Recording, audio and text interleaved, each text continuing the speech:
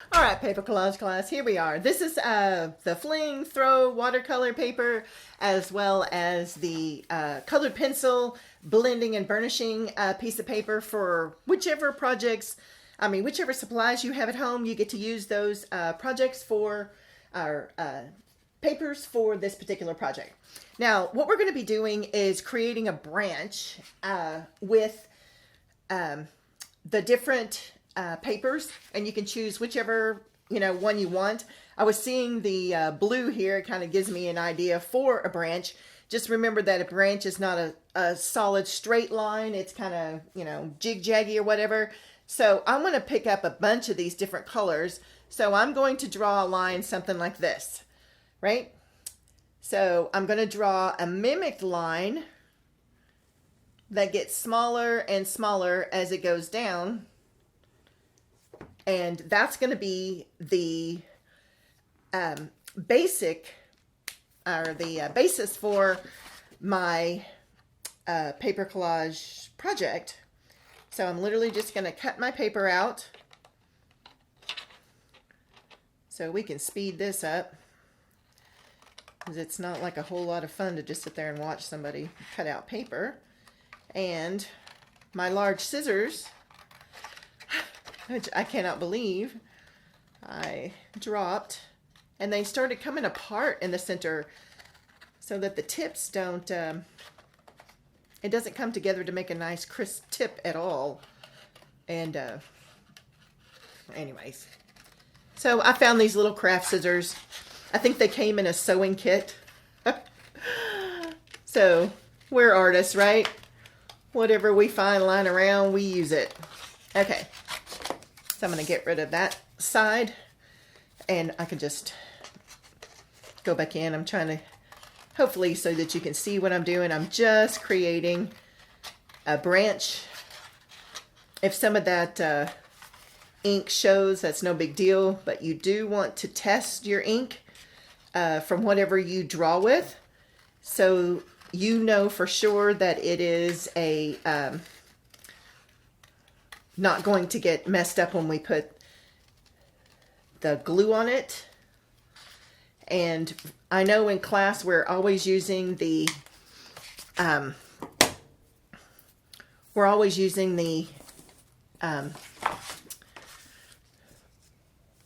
decoupage glue, but not all of us have that at home. I did find out you can get it at the Everything is a Dollar Store. What is that? Dollar Tree. You can get a little bottle of it for $1. And you probably won't need much more than that because, So this is going to be our, the basis for the branch that's going to be in our piece of artwork. Now I'm actually going to probably scoot this up to the top. This is where I actually dropped a little bit of blue watercolor, so I'm going to change that, but I don't want to have just one stem.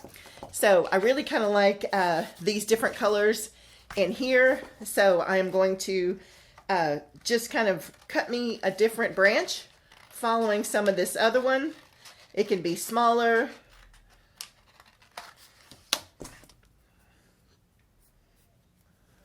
And I think I might have this one going, I'm going to put it up underneath, and I'm going to have it going this way.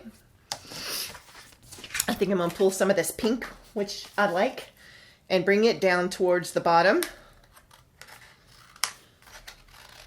of the piece, and not actually have a perfectly straight branch. You're going to cut it in different, going in different directions. So I'm going to do something along these lines. Now there's my tree branch.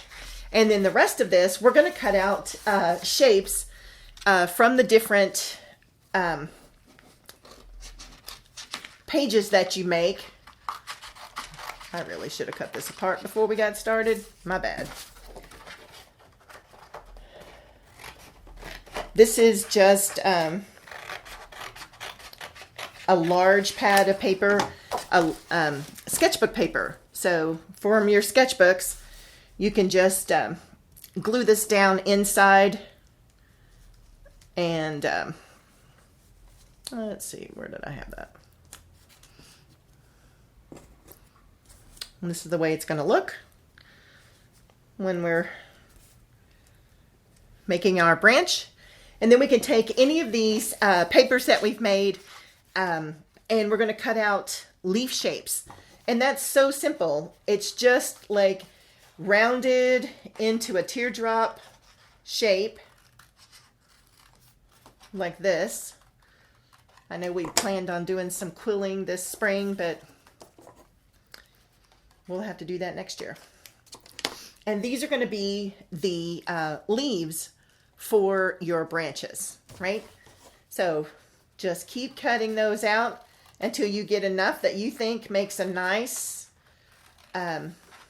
pattern. I actually kind of laid out a, took a little piece of paper and drew a little drawing just to kind of help me, you know, to guide me and where I wanted to go with my piece.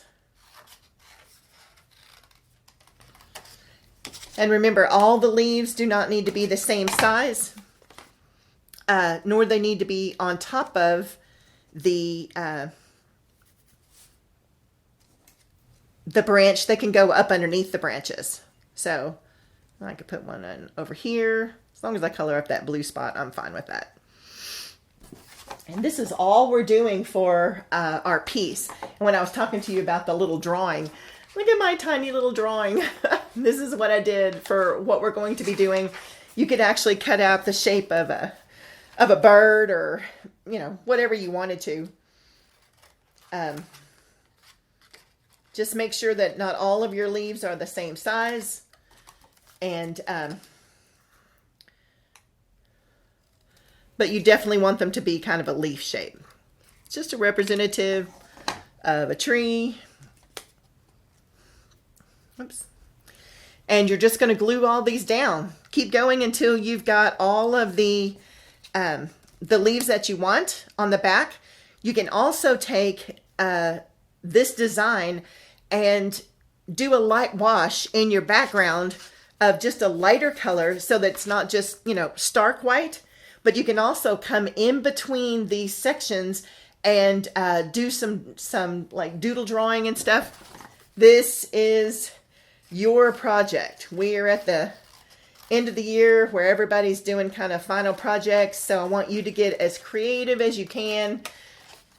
Be spontaneous. See what happens.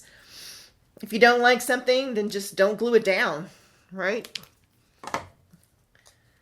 So this is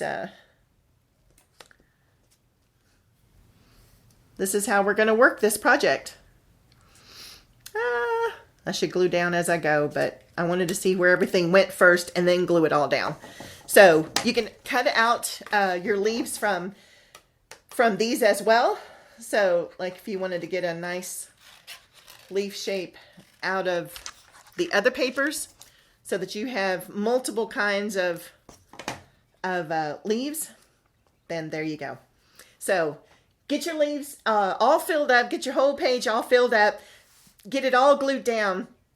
Because this is watercolor, you can't watercolor the background after, but you can do a little bit beforehand. Let it dry.